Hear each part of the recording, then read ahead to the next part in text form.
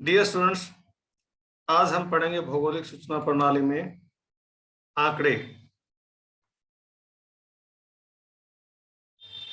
सबसे पहले हम इसकी परिभाषा पर आते हैं। परिभाषा पहले भी दी जा चुकी है कि जीआईएस क्या है या भौगोलिक सूचना प्रणाली क्या है।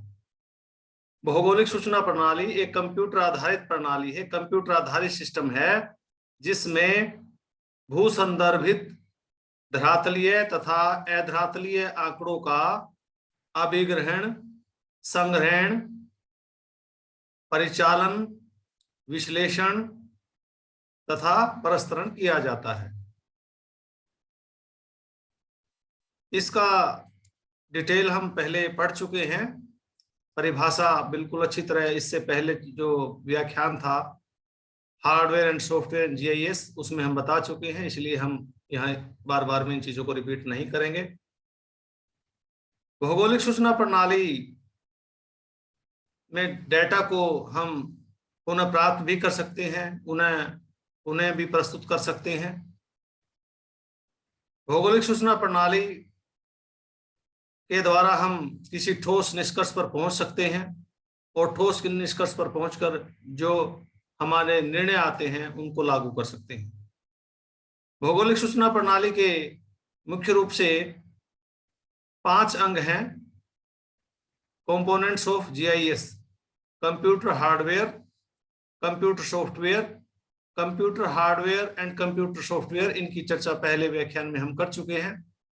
आज हम जो बचे हुए अंग हैं भौगोलिक सूचना प्रणाली के, आंकड़ा अंग, प्रक्रिया अंग और पीपल और यूजर अंग, इन 3 अंगों के बारे में चर्चा करेंगे। सबसे पहले हम आंकड़ा लेते हैं। आंकड़े का भौगोलिक सूचना प्रणाली में जीआईएस में क्या अर्थ है? कई बार विद्यार्थी जब हम कहते हैं आंकड़े, उनकी नजर उन टेबल्स पर जाती है। गेहूं की टेबल, गेहूं के उत्पादन की टेबल है जो, या चावल के उत्पादन की तालिका है, यानी कि उनकी संख्या ऐसे तालिकाओं पर जाती है। उनकी नजर जो ऐसी तालिकाओं पर जाती है जिसमें संख्याएं होती हैं। यहाँ भौगोलिक सूचना प्रणाली में जो डेटा है या आंकड़े हैं, उनका अर्थ भौगोलिक अथवा भूस्थानिक आंकड़ों से है। भौगोलिक अथवा भूस्थानिक आंकड़े कौन से होते हैं? जो पृथ्वी पर अनेक सारे स्थल स्वरूप पाए जाते हैं। कुछ प्राकृतिक है, कुछ सांस्कृतिक है। प्राकृतिक स्वरूप पर्वत, पठार, मैदान, झीलें आदि, और जो मानवकृत स्थल स्वरूप है, मानवकृत स्वरूप है, उसमें सड़कें, नगर, गांव, खेत आदि। तो पृथ्वी पर जो भी स्थल स्वरूप पाए जाते हैं, जो भी स्वरूप पाए जाते हैं पृथ्वी पर, जो भी फीचर पाए जाते हैं, उनकी अवस्थिति, उनका विस्तार, उनकी सीमाएं तथा उनकी विशेषता संबंधी सभी सूचनाएं आंकड़े कहलाती हैं। यानी आंकड़े में पृथ्वी पर पाए जाने वाले विभिन्न भौतिक अथवा सांस्कृतिक स्वरूपों की अवस्थिति, उनका विस्तार, उनकी सीमाएं, उनकी विशेषता आदि संबंधी सूचना आदि सभी सूचनाएं आंकड़े कहलाती हैं। आंकड़े जीआईएस में बहुत अधिक इंपॉर्टेंट हैं। वास्तव में आंकड़े जीआईएस में ईंधन का काम करते हैं, फ्यूल का काम करते हैं। अगर हमारे कंप्यूटर सिस्टम में आंकड़े नहीं होंगे, अगर जीआईएस में आंकड़े नहीं होंगे, तो उसका कोई फायदा नहीं है। वो केवल एक बॉक्स है, बॉक्स के अलावा कुछ भी नहीं है। यानी जीआईएस में आंकड़ों के बिना कोई काम नहीं हो सकता। वो आंकड़ा ही तो है जिसका विश्लेषण करना है, वो आंकड़ा ही तो है जिस आधार पर कुछ ना कुछ हमें निष्कर्ष निकालने हैं। अब आते हैं जीआईएस में आंकड़े कितने प्रकार के होते हैं। जीआईएस में आंकड़ों को मुख्य रूप से 2 वर्गों में बांटा जा सकता है, एक स्पेशल, दूसरा नॉन स्पेशल। स्थानिक अथवा गैर स्थानिक, स्थानिक तथा गैर स्थानिक। गैर स्थानिक आंकड़ों को हम लाक्षणिक आंकड़े भी कह सकते हैं। अब ये परिभाषा जो मैंने बता चुका हूं वो यहाँ लिखी है। आंकड़े क्या है? पृथ्वी पर पाए जाने वाले तत्वों की अवस्थिति, विस्तार, सीमाओं और विशेषताओं के बारे में सूचनाएं आंकड़े कहलाते हैं। बता चुका हूं, समझा चुका हूं। अब है यहाँ दो प्रकार के आंकड़े मैंने बताए थे, एक स्थानिक आंकड़ा, दूसरा गैर स्थानिक आंकड़ा। हम सबसे पहले स्थानिक आंकड़ों की या स्पेशल डेटा की हम चर्चा करेंगे। स्थानिक आंकड़े क्या होते हैं? वे आंकड़े जो धरातल पर पाए जाने वाले विभिन्न स्वरूपों की, विभिन्न फीचर्स की, ये धरातल पर बहुत सारे फीचर हैं, बस्तियां, कॉलेज, ये सड़क है, ये पहाड़ियां हैं, मैदान हैं, ये समुद्र है, और आपका ये घर है, ये वन है, यहाँ और खेत आदि हो सकते हैं। यानी स्थानिक आंकड़े क्या है? पृथ्वी पर जो हमें स्वरूप दिखाई देते हैं, चाहे वो मानव ने बनाए हैं, चाहे प्रकृति ने बनाए हैं, उन स्वरूपों की अवस्थिति, उन स्वरूपों का विस्तार, उन स्वरूपों की सीमाएं और उन स्वरूपों की सीमाएं आदि संबंधित सभी सूचनाएं स्पेशल आंकड़े कहलाती हैं। यानी नाम से स्पष्ट, स्थानिक, जिनका संबंध स्थान से हो, जिनका संबंध क्षेत्र से हो। यानी यहाँ पर बस्तियां स्थानिक आंकड़े हैं, कॉलेज स्थानिक आंकड़ा है, सड़क स्थानिक आंकड़ा है, वन स्थानिक आंकड़ा है, समुद्र स्थानिक आंकड़ा है, आपका घर स्थानिक आंकड़ा है, मैदान स्थानिक आंकड़ा है, और ये जो पहाड़ियां स्थानिक आंकड़ा है। यानी सीधी सी बात है कि पृथ्वी पर जो स्थल स्वरूप या मानवकृत स्वरूप पाए जाते हैं, वे सभी पक्ष, वे सभी सूचनाएं आंकड़े कहलाती हैं। यानी जो स्थानिक आंकड़े हमें पृथ्वी पर पाए जाने वाले विभिन्न स्वरूपों की अवस्थिति, विस्तार और सीमाओं के बारे में बताते हैं। ये जो आंकड़े हैं, ये जो अभी मैंने बताया, स्कूल है, कॉलेज है, हिल्स है, प्लेन्स है, ओशंस है, जो आपका घर है, पेड़ है, इन सभी आंकड़ों का जियो रेफरेंसिंग होना जरूरी है जीआईएस में। यानी इन आंकड़ों का भू संदर्भित होना जरूरी है। और भू संदर्भित आंकड़े कौन से होते हैं, इस बारे में हम पहले डिटेल से समझा चुके हैं। और यहाँ जीआईएस में हम आंकड़ों को भू संदर्भित करने के लिए अक्षांश रेखाओं तथा देशांतर रेखाओं का जो तंत्र है, उसका उपयोग हम करते हैं।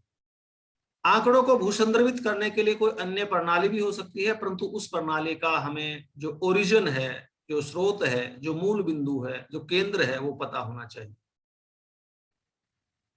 अब है आंकड़ों को कैसे रिप्रेजेंट करते हैं, कौन से आंकड़ों को? स्थानिक आंकड़ों को, धरातलीय आंकड़ों को। धरातलीय आंकड़े कहें, स्थानिक आंकड़े के बात एक ही है। धरातलीय अथवा स्थानिक आंकड़ों को तीन ढंग से हम प्रदर्शित कर सकते हैं, बिंदु विधि द्वारा, या रेखा विधि द्वारा, या बहुभुज विधि द्वारा। Point method, line method and polygon method. अब पॉइंट मेथड क्या है? पॉइंट मेथड में आंकड़ों को बिंदु की सहायता से दिखाते हैं। अब बिंदु की सहायता से किन आंकड़ों को दिखाया जाएगा? ऐसे आंकड़े जो बहुत कम स्थान घेरते हैं, पोल, कोई वृक्ष है, कोई हैंडपंप है, ये सारे के सारे जो आंकड़े हैं, ये सारे के सारे आंकड़े जो अभी मैंने एग्जांपल दिए हैं, ये बहुत कम स्थान घेरते हैं। पोल खड़ा है, जमीन पर देखो किस तरह स्थान घेरता, तो ये आंकड़ा बिंदु द्वारा दिखाया जाएगा। इसमें यदि हम स्केल के अनुसार देखें, मान लीजिए हमारे पास 1:50,000 जो मापक का मानचित्र है, तो उस मानचित्र पर इन आंकड़ों को हम दिखा भी नहीं सकते। क्यों? क्योंकि उनके द्वारा घेरी गई लंबाई, चौड़ाई अथवा स्थान कह लीजिए, उस मानचित्र पर नहीं आएगा। वो एक बिंदु में भी नहीं आ सकता, बिंदु के रूप में भी नहीं आ सकता। फिर भी हम इनको दिखाते हैं। क्यों दिखाते हैं? तो इनकी डायमेंशन क्या होगी? 0 होगी। यानी इसमें सीधा सा मैं ये कहना चाह रहा हूं कि बिंदु विधि से हम ऐसे आंकड़ों को दिखाते हैं जो आंकड़े बहुत कम स्थान घेरते हैं। उदाहरण दिया है मैंने, एक खंबा है, एक पेड़ है, एक घर है, बहुत कम स्थान घेरता है। यदि हम मापक के अनुसार देखें, कुछ मानचित्रों में एग्जाम्पल मैंने यहाँ दिया है, उदाहरणतः मान लीजिए 1:1,00,000 का मानचित्र है, 1:50,000 का मानचित्र है, तो ऐसे तत्व उस पर आ ही नहीं सकते, ऐसे तत्व उस पर दिखाई ही नहीं जा सकते। इसलिए इनकी लंबाई जो होगी सिद्धांत रूप से मापक पर जो इनके द्वारा घेरा गया स्थान, उसकी लंबाई 0, चौड़ाई 0, यानी लंबाई की डायमेंशन 0, लंबाई की विमा 0, चौड़ाई की विमा 0। तो रिजल्ट क्या होगा? यानी रिजल्ट इसका अर्थ है कि हम नहीं दिखा सकते, फिर भी हम उसको दिखाते हैं। और जो आपका कार्टेशियन प्लेन है, कार्टेशियन प्लेन में ऐसे आंकड़ों को हम बिंदु द्वारा एक्स वाई कोऑर्डिनेट जो सिस्टम है उसमें दिखाते हैं, x y coordinate system Cartesian plane में। अब जैसा कि एग्जांपल मैं पहले भी दे चुका हूं, ट्यूबवेल है, वेल है, ट्री है, हट, टावर, पोल, ये सारे के सारे जो सूचनाएं हैं, ये सारे के सारे स्थानिक आंकड़े बिंदु विधि द्वारा दिखाए जाएंगे। दूसरा है लाइन मेथड। क्या होता है? लाइन मेथड में या रेखा विधि में हम आंकड़ों को रेखाओं द्वारा दिखाते हैं। अब यहां सोचिए इसके बारे में, ये रोड है, ये कैनाल है, ये रेलवे लाइन है, ये अंतरराष्ट्रीय सीमा रेखा है। अब इनमें आप एक देखते हैं, इन पर विचार कीजिए, तीनों पर जब विचार करेंगे तो निष्कर्ष क्या निकलेंगे कि इनकी लंबाई तो ज्यादा है, लंबाई ज्यादा है, यानी, और जो चौड़ाई है वो नगण्य है। तो ऐसे आंकड़ों में लंबाई की विमा तो दिखाई जाएगी और मापक के अनुसार चौड़ाई की विमा मानचित्र पर आ ही नहीं सकती। फिर भी हमें तत्व का प्रदर्शन करना, तो इन्हें दिखाना पड़ेगा। तो अतः ऐसी स्थिति में इस प्रकार के आंकड़ों को जिसमें लंबाई की विमा तो दिखाई जा सके, चौड़ाई की विमा ना दिखाई जा सके, तो ऐसे आंकड़ों को हम लाइन द्वारा रिप्रेजेंट करते हैं।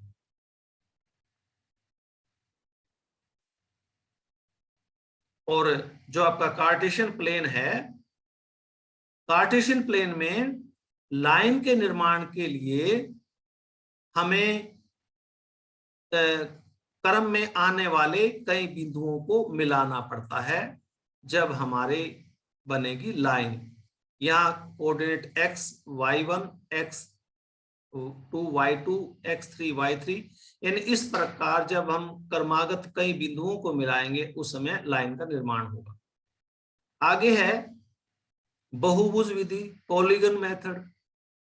पॉलीगन मेथड में आंकड़ों को हम बहुभुज द्वारा या पॉलीगन द्वारा दिखाते हैं। अब विचार कीजिए, जंगल, गंगा सतलुज का मैदान, भारत के काली मिट्टी के प्रदेश, हिमालय पर्वतीय क्षेत्र। अब इन फीचर के क्षेत्र के बारे में विस्तार कीजिए, इन फीचर्स के घेरे गए क्षेत्र के बारे में विचार कीजिए। Indo Gangetic plain vast area है, ब्लैक सोइल ऑफ इंडिया बहुत बड़ा एरिया है, हिमालयन माउंटेन रीजन बहुत बड़ा एरिया है।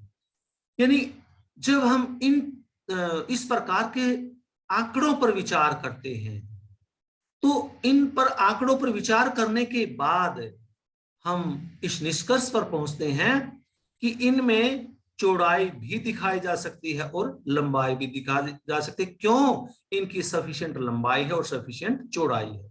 तो ऐसी स्थिति में इन आंकड़ों में दोनों विमाएं दिखाई जा सकती हैं। Both can be represented on map. कौन सी विमाएं? लंबाई की विमा भी, चौड़ाई की विमा भी। ये फॉरेस्टेड लैंड है, या चौड़ाई की विमा भी हम दिखा सकते हैं मानचित्र पर और लंबाई की विमा भी दिखा सकते हैं। यानी मापक के अनुसार ये स्थानिक आंकड़ा एरिया के रूप में, बहुभुज के रूप में मानचित्र पर दिखाया जा सकता है।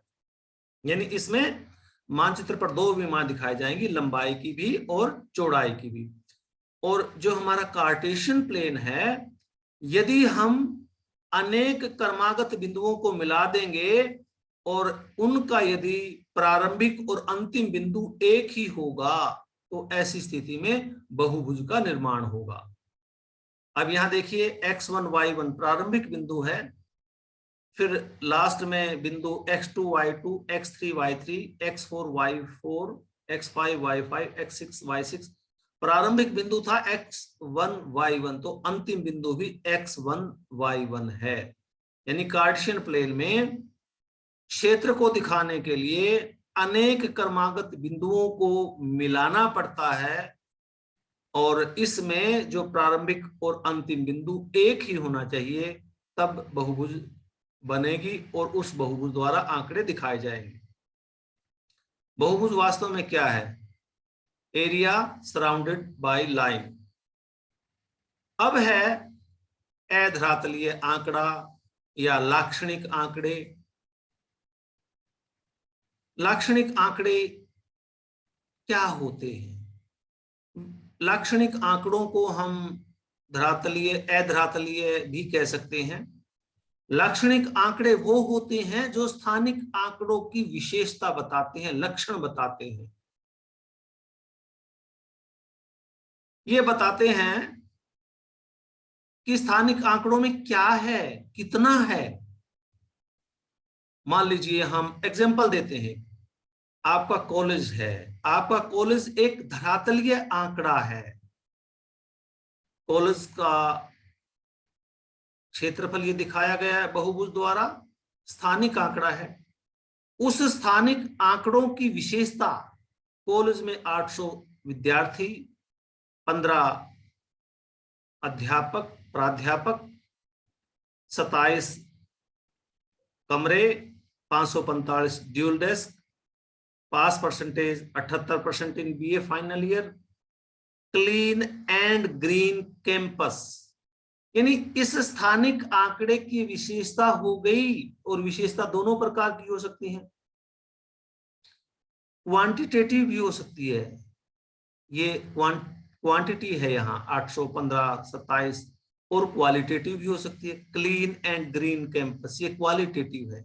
यानी सीधी सी बात है कि यदि लाक्षणिक आंकड़े वो आंकड़े होते हैं जो स्थानिक आंकड़ों की विशेषता बताते हैं, और यहाँ ये एग्जांपल द्वारा मैंने क्लियर कर दिया है। अब और एग्जांपल लीजिए, ये फॉरेस्ट हैं, स्थानिक आंकड़ा है ये। अब लिख दें इनके साथ आंकड़े में एवर ग्रीन डेंस फॉरेस्ट, सदाबहार गहन जंगल, ये हो गया लाक्षणिक आंकड़ा। यानी इस फॉरेस्ट के लक्षणों को, इस फॉरेस्ट की विशेषता को बताता है। और ये कैसा है? क्वालिटेटिव है। और एग्जांपल देखिए, ये पहाड़ी स्थानिक आंकड़ा है, इस पहाड़ी की ऊंचाई 3515 मीटर है, ये लाक्षणिक आंकड़ा है। 3515 मीटर लाक्षणिक आंकड़ा है। यानी लाक्षणिक आंकड़े क्वालिटेटिव भी हो सकते हैं, संख्यात्मक भी हो सकते हैं, और गुणात्मक भी हो सकते हैं, नॉन क्वालिटेटिव भी हो सकते हैं। सीधा सा अंततः निष्कर्ष ये है, एट्रीब्यूट्स या अधरातलीय आंकड़े या लाक्षणिक आंकड़े वे आंकड़े होते हैं जो स्थानिक आंकड़ों की विशेषताओं का ज्ञान करवाते हैं। ये बताते हैं कितने हैं वे, और कितने ज्यादा हैं, और क्या हैं, आदि आदि।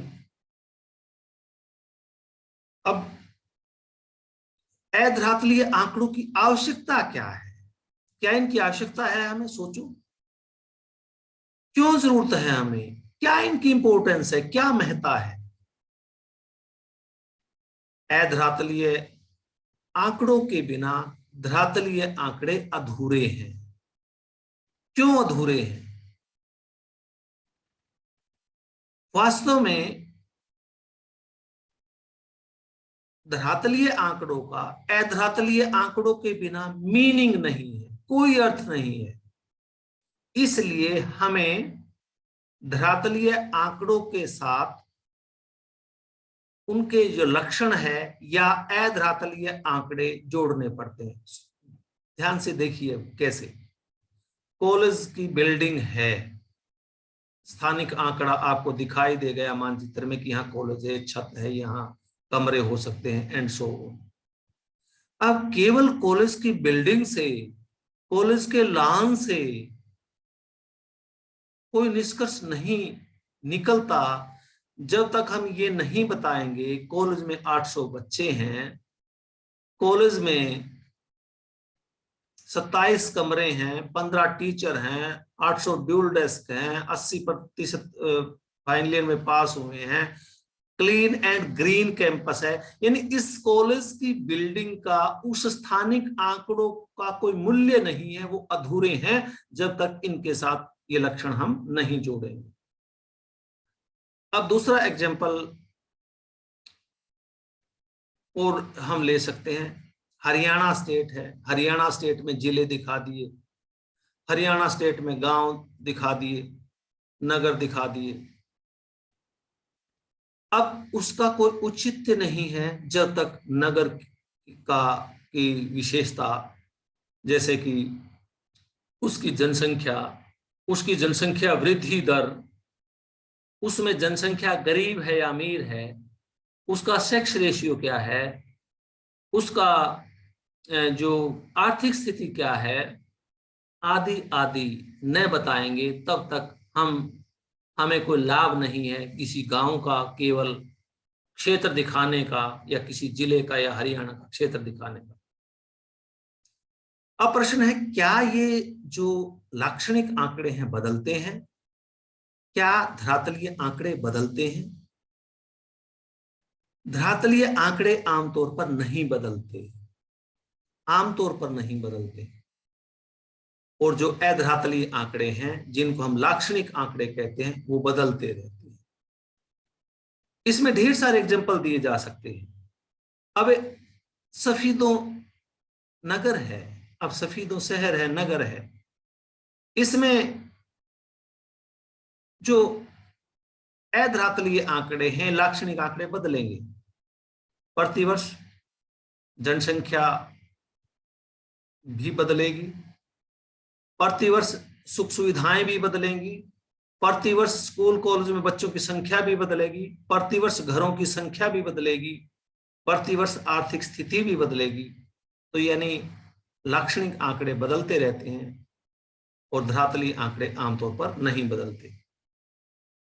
ये हिंदी में मीनिंग लिखे हैं, कई जगह अंग्रेजी के शब्द आते हैं, बच्चे कंफ्यूज हो जाते हैं। कैरेक्टरिस्टिक्स विशेषताएं, एट्रीब्यूट्स लक्षण आया है बार बार में एट्रीब्यूट शब्द।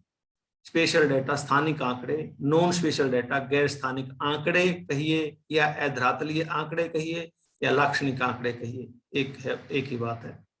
पॉलीगन बहुभुज, ये बहुभुज इस प्रकार दिखाई गई है। अब आगे है स्थानिक आंकड़ों के मॉडल। आंकड़े दो प्रकार के बताए थे ना, स्थानिक और गैर स्थानिक। स्थानिक आंकड़ों के मॉडल, मॉडल से क्या अर्थ है? कंप्यूटर सिस्टम में वास्तविक संसार के आंकड़े रिप्रेजेंट करने का ढंग मॉडल कहलाता है। यानी कंप्यूटर सिस्टम में जो हम स्थानिक आंकड़े दिखाते हैं, गांव, नगर, पर्वत, पठार, मैदान, झीलें, उनको जिस ढंग से रिप्रेजेंट करते हैं, वो रिप्रेजेंट करने का ढंग मॉडल कहलाता है। और वास्तविक संसार में जो स्थानिक सूचनाएं होती हैं, जो हमें कंप्यूटर पर दिखानी पड़ती हैं, मॉडल के रूप में दिखानी पड़ती हैं, उनको दो वर्गों में बांटा जा सकता है। एक है ऑब्जेक्ट, दूसरा है फिनोमेना। ऑब्जेक्ट क्या है? स्थानिक आंकड़ों के खंडित रूप है ऑब्जेक्ट। ऑब्जेक्ट उसको कहते हैं जिसका जो फैलाव है बहुत कम हो, जिस स्थानिक आंकड़े का फैलाव बहुत कम हो। उदाहरण, पार्क, बस स्टैंड, घर, गांव, कुआं, खंबा, किला आदि आदि। फेनोमेना कौन से होते हैं? स्थानिक आंकड़ों के नियमित रूप होते हैं, यानी फेनोमेना में जो क्षेत्र विस्तार है वो ज्यादा होता है। उदाहरण, वन क्षेत्र, पर्वतीय क्षेत्र, मैदान, काली मिट्टी का प्रदेश, ये सारे के सारे फेनोमेना के एग्जांपल हैं। अब दो प्रकार के आंकड़े, स्थानिक आंकड़े बताए थे यहां, एक ऑब्जेक्ट और एक फेनोमेना। और इन ऑब्जेक्ट और फेनोमेना के आधार पर दो प्रकार के मॉडल विकसित हुए। एक वेक्टर मॉडल, एक raster model. Vector model object है उनके लिए ज्यादा उपयुक्त है। आंकड़े दो प्रकार के बताए, जिसका क्षेत्र विस्तार कम हो, जो खंडित रूप में ऑब्जेक्ट होते हैं, यानी ऑब्जेक्ट को दिखाने के लिए वेक्टर मॉडल बहुत अच्छा रहता है, ज्यादा उपयुक्त रहता है। और फेनोमेना को दिखाने के लिए, जिसमें क्षेत्र विस्तार अधिक बताता है, ये था फेनोमेना, अभी आया था ये फेनोमेना। फेनोमेना ये जिसका क्षेत्र विस्तार अधिक हो, काली मिट्टी का प्रदेश, मैदान, पर्वतीय क्षेत्र, वन क्षेत्र, यानी फेनोमेना को दिखाने के लिए रोस्टर मॉडल ज्यादा उपयुक्त है। अब हम पढ़ेंगे रोस्टर मॉडल क्या है और वेक्टर मॉडल क्या है। रोस्टर मॉडल क्या है? रोस्टर मॉडल में जो संपूर्ण क्षेत्र है, अब जैसे बताया था कि रोस्टर मॉडल किसके लिए उपयुक्त है? लंबे चौड़े क्षेत्र के लिए। रोस्टर मॉडल में जो अध्ययन का क्षेत्र है वो कोई काली मिट्टी का प्रदेश हो सकता है, गंगा सिंध का मैदान हो सकता है, या कोई वन क्षेत्र हो सकता है। तो जो स्टडी का एरिया है, और यह मान लेते हैं हम फॉरेस्ट लैंड है, उनको पहले ग्रिड में बांटा जाता है। ये ग्रिड में बट गए, और ग्रिड में जब बट जाते हैं, ग्रिड में क्या हो गया, कुछ लंबवत लाइनें लगा दी, कुछ हॉरिजॉन्टल लाइनें लगा दी, तो ग्रिड का निर्माण हो गया। और जो ग्रिड है, यानी इस क्षेत्र का जो छोटी इकाई कह लीजिए, वो ग्रिड कहलाती है। इसको सेल भी कहते हैं, पिक्सल भी कहते हैं, PIXAL, पिक्सल। यानी रोस्टर मॉडल में आंकड़ों को दिखाने के लिए संपूर्ण क्षेत्र को ग्रिड्स में बांटा जाता है, जैसे कि यहां दिखाया गया है। और ग्रिड सबसे छोटी इकाई होती है, जिसे हम सेल भी कहते हैं, पिक्सल भी कहते हैं। और जो ये ग्रिड है, चाहे ये ग्रिड है, चाहे ये ग्रिड है, चाहे ये ग्रिड है, ये कैसे बना? एरिया को डिवाइड कर दिया रो में और कॉलम में, ग्रिड का निर्माण हो गया। ग्रिड जिसको हम सेल भी कहते हैं, पिक्सल भी कहते हैं, ये। और जो ग्रिड की शेप है, जरूरी नहीं है कि ग्रिड की शेप वर्गाकार हो या आयताकार हो। ग्रिड की शेप ऐसे भी हो सकती है, वर्गाकार, आयताकार, त्रिभुजाकार, 1 2 3 1 2 3 4 5 6 षटभुजाकार, अष्टभुजाकार, या कोई और अन्य भी हो सकती है। यानी त्रिभुजाकार होगा तो इसके बीच एक लाइन और लग जाएगी, ऐसे ऐसे। और जो अगर षटभुजाकार होगा, थोड़ा सा जो डिवीजन का तरीका सीधी लाइनों की बजाय दूसरा हो जाएगा। यानी सीधी सी बात है कि संपूर्ण क्षेत्र को विभिन्न ग्रिड्स में बांटा जाता है। और ग्रिड्स जिसको हम सेल कहते हैं या पिक्सल कहते हैं, उनके कई आकार हो सकते हैं, ये जैसे कि आकार दिखाए गए हैं। और ये जो पिक्सल है, ये सबसे छोटी इकाई होती है इंफॉर्मेशन रिकॉर्ड करने की। और इसकी अगर हम कितनी छोटी होती है इसके बारे में बताएं। यदि हमारे पास जो मानचित्र का मापक 1:50,000 है, तो एक पिक्सल की जो क्षेत्र होगा कागज पर, वो 3 × 3 मिलीमीटर होगा। और यदि धरती पर बात करें तो 2.5 हेक्टेयर होगा। और इसमें प्रत्येक पिक्सल, ये भी पिक्सल है, ये भी पिक्सल है, ये भी पिक्सल है, ये भी पिक्सल है, हर पिक्सल जियोग्राफिकली रेफरेंस्ड होती है, भू संदर्भित होती है। अब है कि प्रोसेस क्या है अध्ययन का। इसमें तो हमने बांट लिया, क्षेत्र को हमने पिक्सल्स में बांट लिया। प्रत्येक पिक्सल को एक वैल्यू अलॉट की जाती है, और इस वैल्यू को हम एट्रीब्यूट कहते हैं, एट्रीब्यूट वैल्यू कहते हैं। उदाहरण हम यहां ले लेते हैं, मान लीजिए मिट्टी का हम अध्ययन कर रहे हैं, तो प्रत्येक जो प्रकार की सोयल है, प्रत्येक प्रकार की मिट्टी है, उसके लिए अलग मान रखा जाएगा, अलग वैल्यू रखी जाएगी। मान लीजिए हमारी 20 प्रकार की मिट्टियां हैं भारत में, या 10 प्रकार की, 8 प्रकार की, या मोटे 50 डिवीजन है, तो हर डिवीजन के लिए, हर प्रकार की मिट्टी के लिए एक अलग वैल्यू रखी जाएगी। और वो वैल्यू हम इन ग्रिड्स में लिख देंगे। किसी की वैल्यू 30, 24, 22, 27, 18। मान लीजिए यहाँ इस ग्रिड में, इस ग्रिड में 14 नंबर ग्रिड में 24 नंबर ग्रिड जैसी मिट्टी, तो यहाँ वैल्यू 24 ही आएगी। यानी यहाँ 14 है वैल्यू, तो यहाँ एक जैसी मिट्टी है इस ग्रिड में और इस ग्रिड में, और यहाँ भी 14 है तो इसमें एक जैसी मिट्टी है। तो इस प्रकार हम तत्व का अध्ययन करने के लिए प्रत्येक ग्रिड को एक वैल्यू देते हैं। इसी प्रकार मान लीजिए हमें जो वनों का अध्ययन करना है, तो वनों के लिए भी हम यही काम करेंगे जो मिट्टियों के लिए किया है। भूमि उपयोग के लिए भी हम यही काम करेंगे, या बस्तियों के लिए भी इस प्रकार का काम। यानी जो भी हम अध्ययन करना चाहते हैं, जो जिस भी तत्व का हम अध्ययन करना चाहते हैं, प्रत्येक तत्व में ग्रिड का निर्माण होगा और प्रत्येक ग्रिड को एक स्पेसिफिक वैल्यू दी जाएगी। अच्छा, इसमें जैसे कि मैंने बताया था 3 प्रकार के आपके डेटा होते हैं, एक पॉइंट डेटा, एक लाइन डेटा, एक पॉलीगन डेटा। यदि पॉइंट डेटा हमें शो करना है, खंबा शो करना है, तो वो एक सिंगल ग्रिड द्वारा शो होगा आपके मानचित्र पर, और वो सिंगल ग्रिड आयताकार भी हो सकती है, वर्गाकार भी हो सकती है, त्रिभुजाकार भी हो सकती है, षटभुजाकार, अष्टभुजाकार, कोई भी हो सकती है। यदि हमें लाइन डेटा दिखाना है तो हमें साथ लगते अनेक सेल को मिलाना पड़ेगा, तब वो लाइन डेटा दिखाया जाएगा। नदी दिखानी है, सड़क दिखानी है, तो अनेक सारी एडजॉइनिंग ग्रिड को हम या सेल को हम मिलाएंगे, तब वो रोड का प्रदर्शन होगा या नहर का प्रदर्शन होगा। यदि हमें विस्तृत क्षेत्र दिखाना है, जिसको हम पॉलीगन द्वारा दिखाते हैं, तो उसके लिए हमें अनेक साथ लगते ग्रिडों को आपस में मिलाना होगा।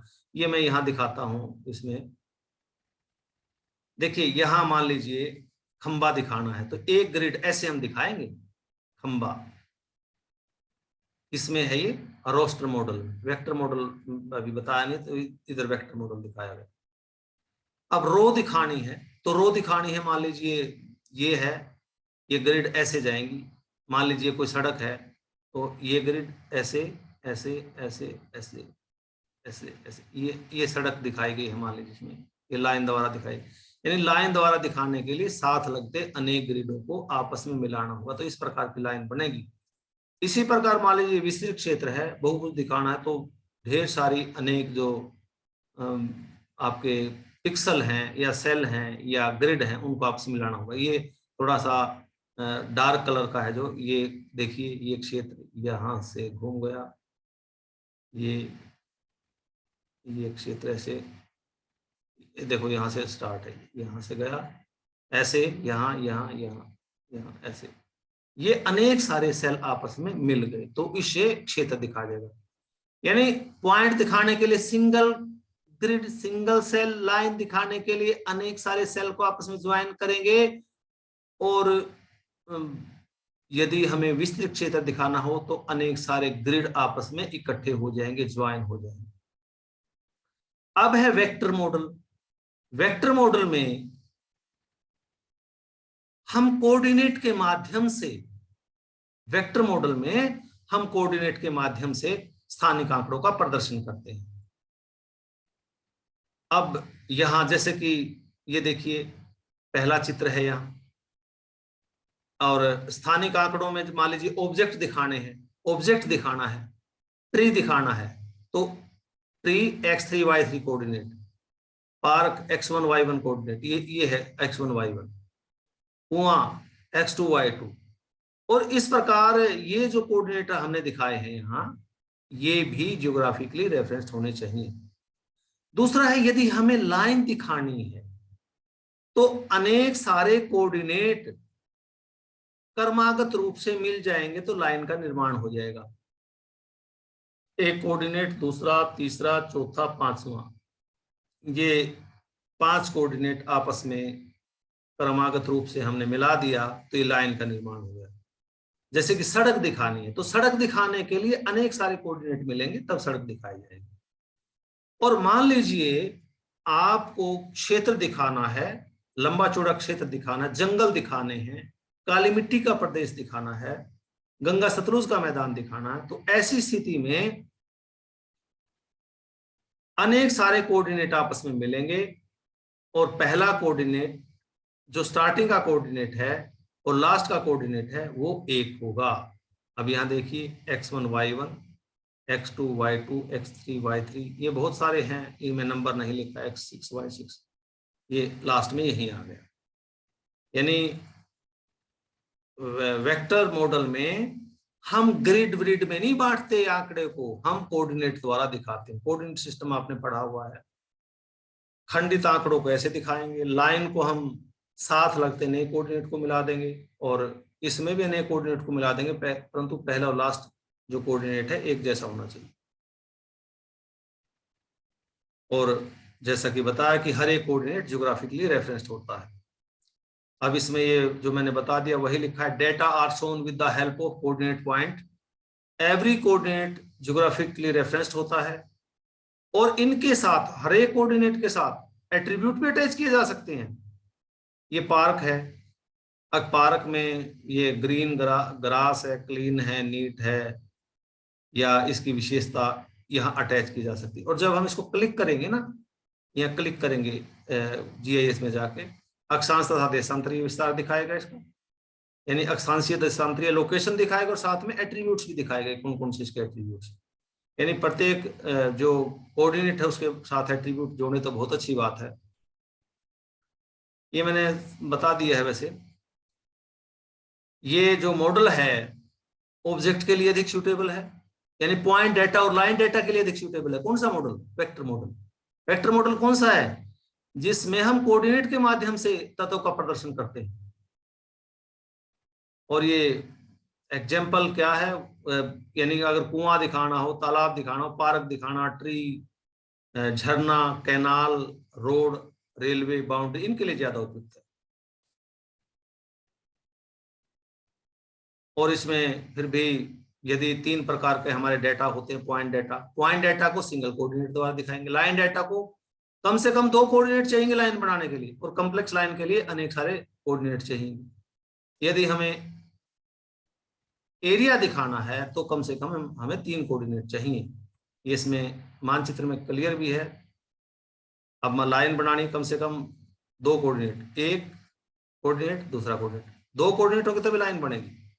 अगर बहुभुज बनानी है 1 कोऑर्डिनेट, 2 कोऑर्डिनेट और 1 कोऑर्डिनेट, 1 2 3, ऐसे कम से कम त्रिभुज हो जाएगी। यानी बहुभुज बनाने के लिए कम से कम 3 कोऑर्डिनेट चाहिए।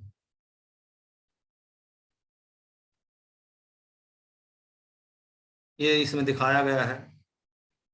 ये एक्चुअल में रिवर है, ये रोस्टर डाटा में ऐसे दिखाया जाएगा लाइन।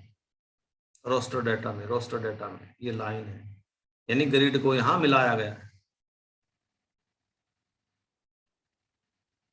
अब जो आंकड़ों का स्पेशियल, टेम्पोरल और थीमेटिक विमा, जीआईएस में जो आंकड़े हैं, यदि हमें उनका सही विश्लेषण करना है तो जीआईएस में तीनों विमाएं दिखाए जाना जरूरी है, स्पेशल भी, टेम्पोरल भी और थीमेटिक भी। अब ये क्या होती है समझिए इनको, क्यों जरूरी है बताया है, सही निष्कर्ष पर पहुंचने के लिए। और 3 विमाएं जरूरी हैं, 3 विमा, स्पेशल विमा, यानी स्थान से संबंधित विमा, दिल्ली स्थान है, स्थान से संबंधित विमा, स्पेशल विमा, स्थानिक विमा। यहां थीम क्या है? Thematic dimension, average temperature 35 degree, यानी थीम है, टेम्परेचर के बारे में बताया जा रहा है, थीमेटिक बीमा। दिल्ली स्थान है, स्थानिक बीमा, क्षेत्र है, स्थान है, स्थानिक बीमा। ये थीमेटिक, थीम क्या है? टेम्परेचर, ये थीमेटिक बीमा। और ये इधर है मई का महीना, मई का महीना किसको? टेम्पोरल समय की बीमा। यानी किसी भी क्षेत्र में अगर हमें सही निष्कर्ष निकालना है जीआईएस में तो तीनों बीमाएं दिखानी जरूरी। क्यों दिखानी है? इस एग्जांपल से समझिए, इन स्टेटमेंट को देखिए। दिल्ली, यदि हम कहते केवल दिल्ली या दिल्ली का मानचित्र खींच दें, उसमें कुछ ना लिखें, ओनली स्पेशल डायमेंशन है ये, दिल्ली केवल स्पेशल डायमेंशन है, कोई रिलेवेंस नहीं है इस आंकड़े की, पहली स्टेटमेंट की कोई रिलेवेंस नहीं है, दिल्ली मानचित्र बना लिया बस, उसमें कुछ नहीं किया। दूसरी बीमा एवरेज टेम्परेचर, थीमेटिक बीमा है ये, ओनली थीमेटिक, केवल थीमेटिक से काम नहीं चलेगा, लिख दे कहीं भी। आपके कागज पर एक कॉपी का आपका कागज है, लिख दा 35 डिग्री सेंटीग्रेड टेम्परेचर, अरे 35 डिग्री सेंटीग्रेड टेम्परेचर क्या क्या मतलब, कहाँ का? केवल एक बीमा 35 डिग्री सेल्सियस टेम्परेचर से काम नहीं चलेगा। तीसरी समय की बीमा है, आपके कागज पर लिख दें मई 2022, हम मई 2022 केवल एक बीमा है वो लिख दें, जो कि समय से संबंधित बीमा है, तो उसका भी कोई महत्व नहीं। यदि हम दो बीमाएं ले लें, वो भी अधूरी, उसमें भी अधूरा काम रहेगा। दो बीमाएं देखिए, दिल्ली 35 डिग्री सेल्सियस, अब यहां स्थान की बीमा होगी, दिल्ली स्थान है, 35 डिग्री सेल्सियस थीम है, दो बीमाएं तो हो गई, स्थान की और थीम की, परंतु फिर भी ये पूर्ण ठीक नहीं है।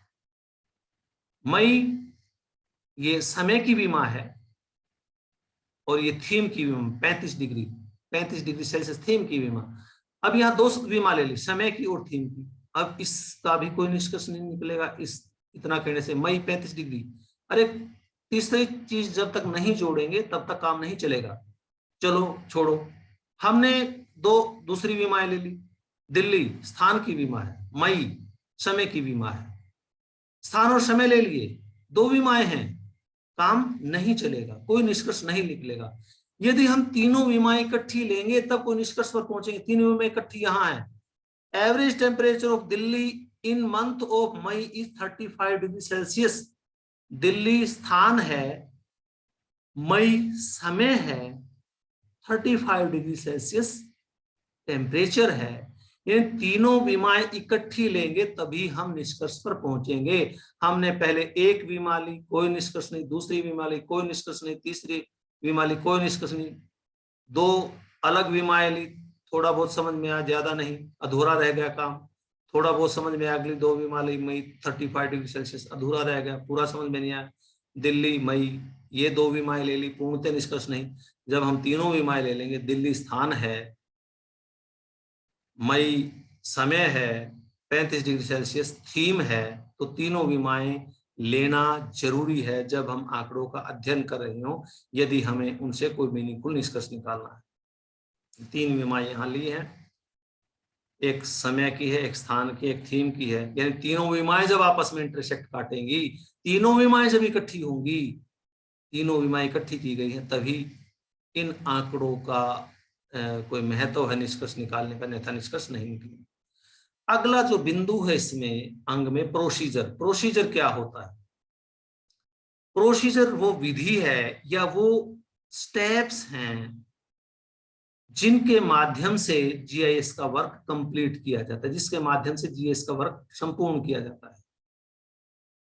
और ये सारा का सारा वर्क कहाँ होता है? ये सारा का सारा वर्क होता है जीआईएस सॉफ्टवेयर में।